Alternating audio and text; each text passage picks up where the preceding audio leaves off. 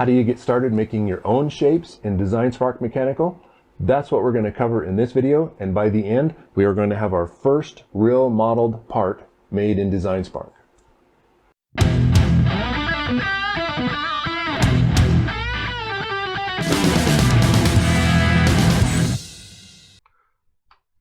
So far, we have been working with shapes that we've just plunked into our design.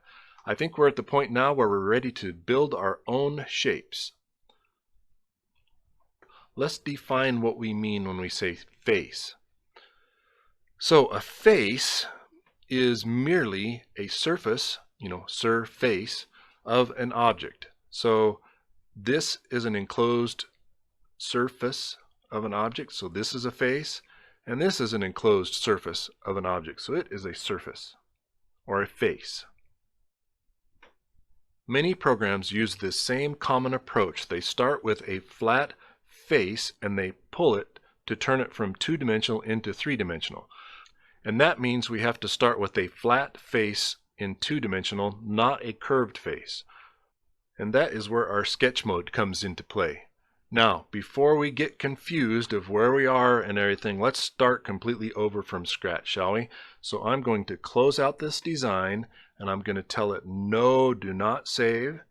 And we're going to start with a brand new design. So we're going to go File, New, Design. So when we start a new design, it starts by default in sketch mode, and what we see here, the grid, is our what's called a sketch plane. Now we're going to be looking at a whole new set of tools in the ribbon, all of the tools that are in this sketch section of the ribbon. Notice that some are light in color and others are dark in color. Well, the dark ones are the ones that are active. That means they're the ones that are available. Other ones are there, but until we get something selected or are in the middle of making a design, they're not available to us yet. So let's start with the ones that are active, and we're going to remake that cylinder. So let's start with this button right up here, which is the circle button. It's important to remember that on the sketch plane we need to make a face that we can pull into a 3D object. And remember, a face is an enclosed loop on a single plane. So this is our single plane, and we need to make sure that whatever we draw makes a complete enclosed loop. So we're going to start by just drawing an enclosed loop by drawing a circle. So there's our circle. So quickly, let me just show you where we're going with this. When we make an enclosed face, we can come up to our 3D mode, which turns it into a face, and then we can use this tool called the pull tool, and we can recreate our cylinder. So now don't get worried about following along on this. I just wanted to show you that that's how basically we make our shapes using the sketch tool. So don't worry, we're going to come back to this over and over again. For now, I'm just going to do my Control-Z and we're going to back ourselves up to just a blank sketch plane. So let's get started by just drawing some lines. So if I grab the line tool up here, it basically starts from wherever you plunk it down. Notice that in the middle it shows a length, so you can either drag it to the length that you want it to be, or you can type in the length that you want it to be. So if I want it to be 2 inches, I can type in 2.0 and it goes out 2 inches for me. Now the tool stays active, so you can keep drawing lines however you want it, and notice it shows you angles and lengths so you can continue to draw. And remember, to make it a face, it has to be an enclosed loop, so it has to come back across another line or another object on the sketch plane, right? And so now as you're going from point to point, you can either come to a point and double click to make it an end, or if I Control-Z that, let's say I went one too many, so I'm coming along and oh, I went one too many, I can escape, and that comes back to the last point that I picked. So that's the two ways to get out of the dot to dot mode of drawing lines, right? And we can always Control-Z to go back if I did too many, or if they're in the wrong spot, we can always come back and do Control-Z's to get back to where we were. Once you have a line down, if I zoom in on this, I can attach to this line at any point. When I hover over it, notice it makes a new point there, and something else shows up here. If I hover over it, there's a little triangle that shows up that shows you right in the middle there is the exact center of that line. So I can connect onto the center of that line and come out wherever I need to go to do additional features of that. So remember that when it makes the little square, that means it's attaching it to that line. And if it highlights it after, that means it attaches it to the end, and it automatically ends your line drawing. Now, I don't know if this is confusing for you or not, but to me, when I'm doing a two-dimensional drawing and it's not straight and square, it really bugs me. So let me show you. If you go up to the button right under Home on Orient, there's a button called Plan View. And also, if you see right down in the middle, there's another button that's also Plan View. So either one of those will take you to a flat, square, right over viewpoint. So clicking either one will change your view to being straight above your drawing. And you can return to that, if you do happen to drag and click and get completely out of whack, you can hit either one of those buttons and it will square it up, but it won't go back to home. Remember, you can go back to your home view and then click the Orient to get back to that version. Or if I want this to be my home view, remember, I can zoom out just a little bit. This is what I'm going to be working with. I can come up and select Set as New Home View. Then no matter where I'm at, when I click on Home, it brings me back to that view. When I'm in line mode, there's also a lot of additional tools that I can do. If I start a second line, I can hover over and then make it parallel. So as I'm dragging, as that other one highlights, that makes this line parallel to that line. That can come in pretty handy if you're trying to do angles. Like if I want to make a new line that's parallel with that line there, I can make them parallel, make sure what they are. And another guide that can show up as you're hovering around, if you're trying to come to a point and you want it to be square with another line that's there, it automatically will show you that little square to show you that that's 90 degrees to both of those. So let's say I start and I wanted to know where those two intersect. Look how that pops up. So I could start my line there, and I could either go square to this one, I can go square to this one, I can go parallel to that line and extend it out. I can come straight off of these. Notice how that one shows up. So there are a lot of pop-up guides that really help you a lot to make your drawing be exactly what you want it to be. The next tool over that I want to show you is the rectangle tool. Now there's a couple different ones of them up here. Let's click on the square one that's got the green dots at both ends first, and that goes from corner to corner. First thing I want to show you is that when you start dragging it down, if there is a diagonal dotted line, that tells you that this rectangle is square. Tops and sides are the same length. Now there's two different ways that you can draw from this point. Notice that the numbers are highlighted at the bottom of that square. That is telling me that I can just enter in a value. So if I want this to be 2 inches, I can type in 2 inches there, and it makes it 2 inches wide. Notice it automatically switched over to the height. If I wanted to make that 1.5 inches, I can just type in 1.5 inches. And now I have a rectangle that is 2 inches by 1.5 inches. If you want to modify it after it's done, notice how I can change the sides, and the opposite side becomes the measurement that I can edit.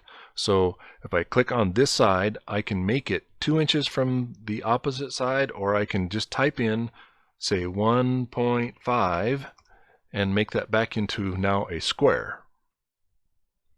Now drawing rectangles with the corner to corner approach makes it so that it draws the squares in the right orientation, parallel to side and up to down. When using the 3-point rectangle button, notice that it doesn't start drawing a rectangle. It draws a single line, and it also indicates an angle. So the 3-point rectangle allows you to draw a rectangle in an angle other than squared to your X and Y axis. This can come in real handy if you're trying to make a rectangle that, say, lines up with another feature in your drawing. So I can come off, and if I want it to be parallel to another line here, I can go out the right angle until that line becomes highlight, and then click, and then as I drag, make it the height. And that rectangle then is tangent to the line that I had show up as I was drawing the rectangle.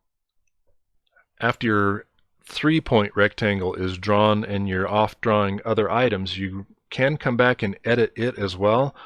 It works in the same fashion. If you click on a side, you'll be given the opportunity to change a measurement. So if I wanted to change this to, say, 1 inch even, it will modify the size.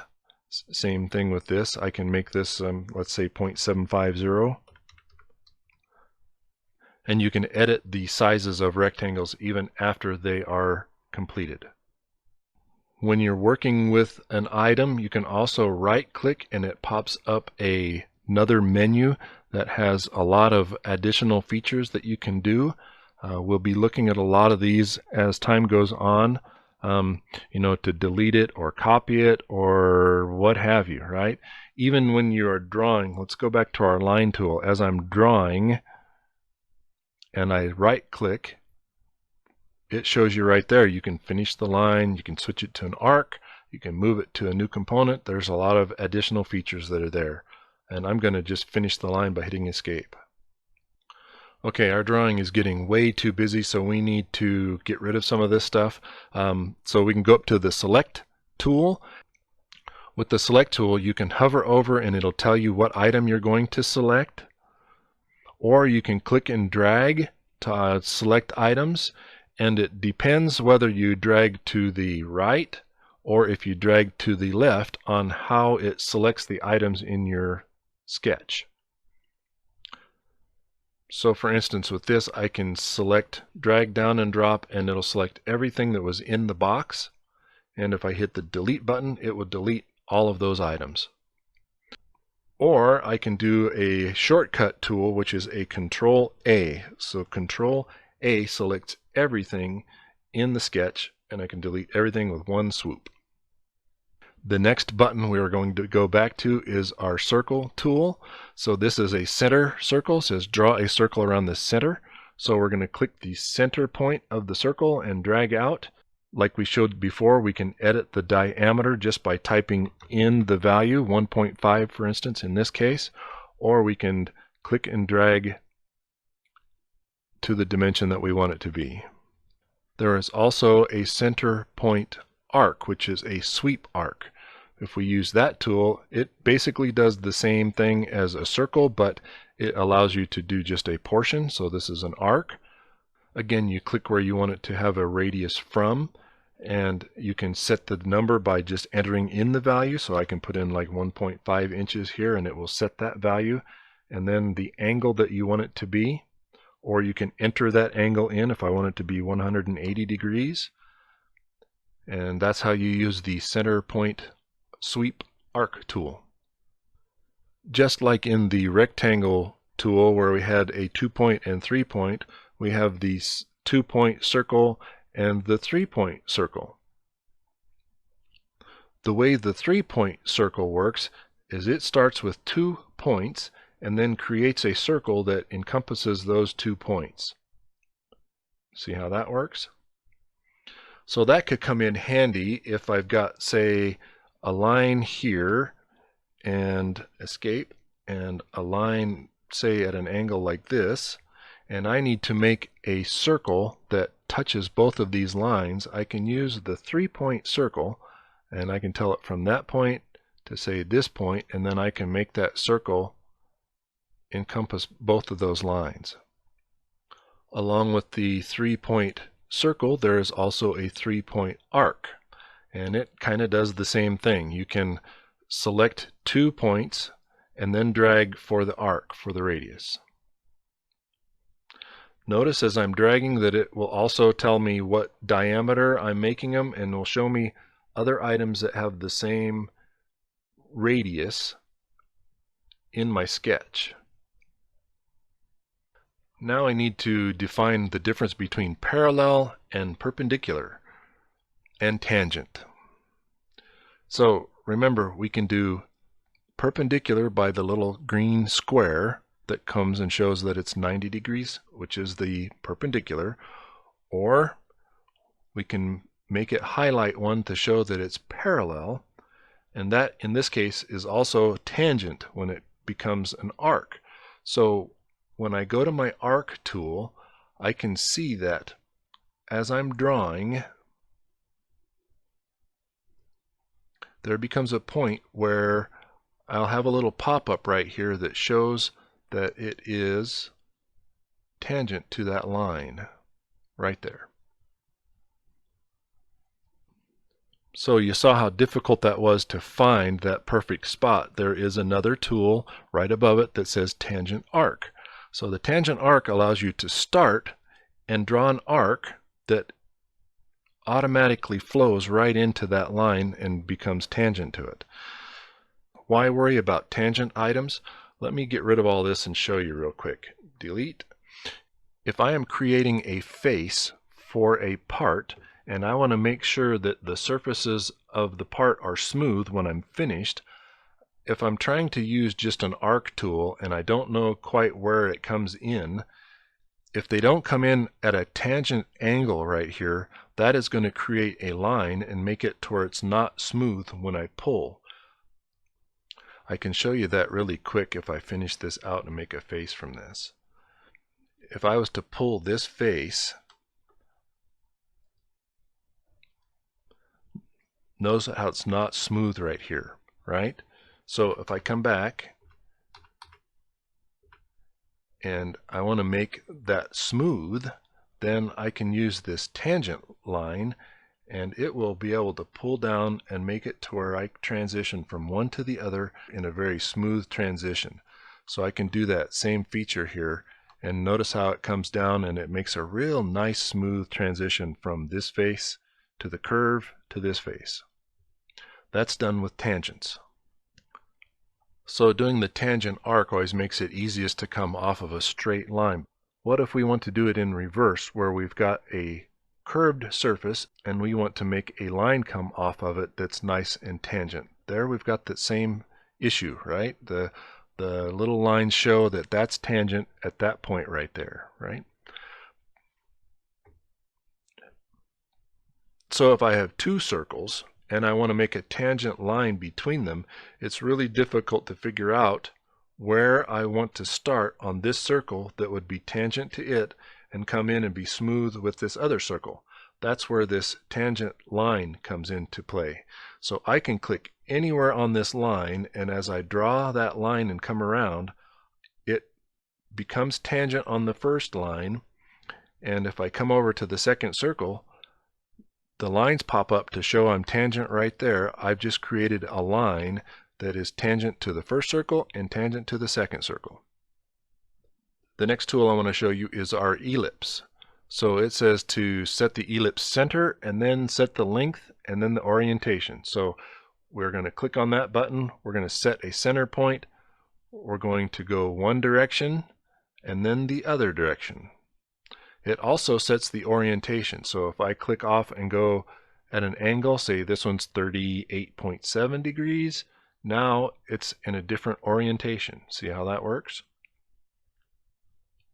So if we are working with ellipticals and we want to make nice smooth transitions, that's where the combination of an elliptical and that tangent tool can really come into play, because trying to find the exact points on this really easy radius and this really tight radius makes that real easy. So we can make this transition from two different points here. Let's say I even wanted to make another circle out here. I can use my transition tool between that one and this one, and that one and this one, and then that makes that transition from these different shapes nice and smooth and perfect. There are quite a few more buttons up here in this sketch section. We'll get to those in a later video, but we are far enough along now that we can start actually making our first part. So let's go ahead and create our first three-dimensional model in Designspark. To get started, we are going to model a little PVC coupler. So I've got all of the dimensions jotted down right here. This ought to be a fun one because it's got a little feature on the inside of it. So let's get started on that one.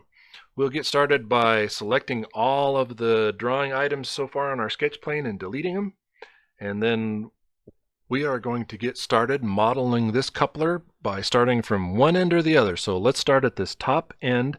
And if we look, we can make a face just like we did with the cylinder. So we need to make it 2.233 inches in diameter. So we're going to go up to our circle. We're going to go to the middle of our sketch plane and we're going to go 2.233 inches. Our second dimension is a 1.915. 1.915. We'll start in the center and we'll go 1.915. So we have just created our first face for our coupler. The next feature that we want to get in on this part, it's kind of hard to see from my chicken scratches, but the step in from that little middle feature in the center of the part comes in 0.100 inches. So if we're doing that, that's on one side, so we have to double that for the indentation on both sides if we're doing diameters, right? So if our inside diameter was 1.915, we have to pull off 0.2 off of that, so 1.715 is the overall inside diameter. So if we go to that same center and go 1.715, that's the dimension for our little step. Now we can start pulling this part. So if we go up to our 3D mode and we go to our pull tool and we select this first outer ring, we can pull it up. From our drawing, we know that is 1.390. So we'll put in 1.390. There is our first side. And then if we go around to the back side of this and we grab the inside ring, we can pull it backwards this direction.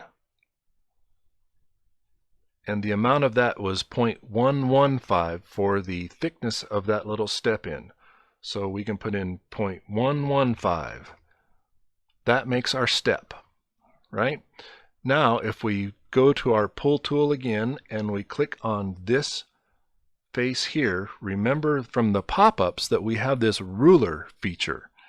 And if we take that ruler feature and we go to this outside ring and we know that our full coupler is 2.875 long, we can put in 2.875.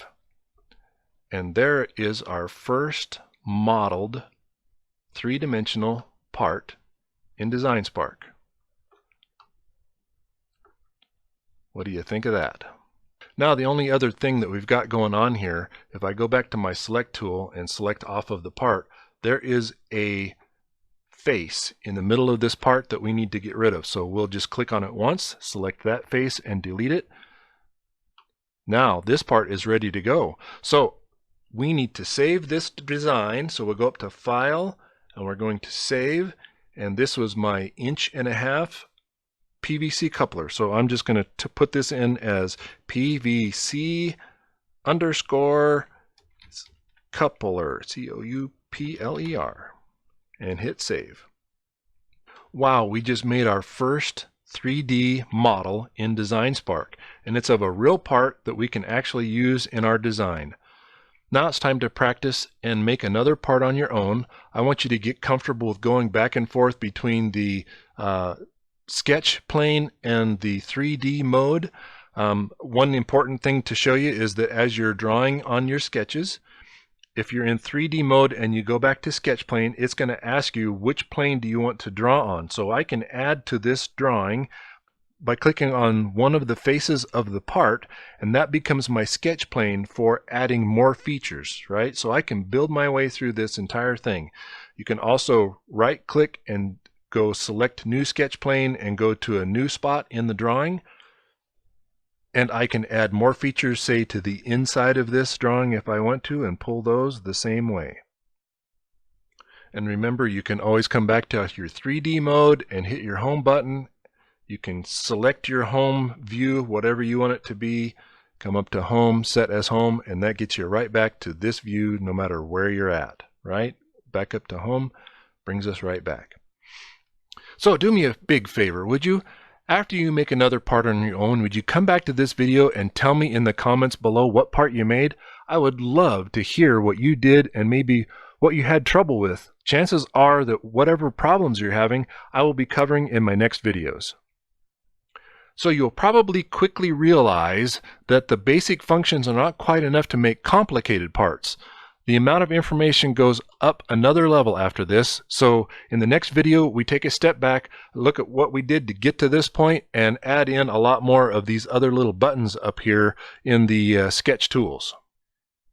Again, as always, like the video, please, and subscribe if you haven't, and then don't forget to ring the bell so you stay up to date with the new stuff that I put out.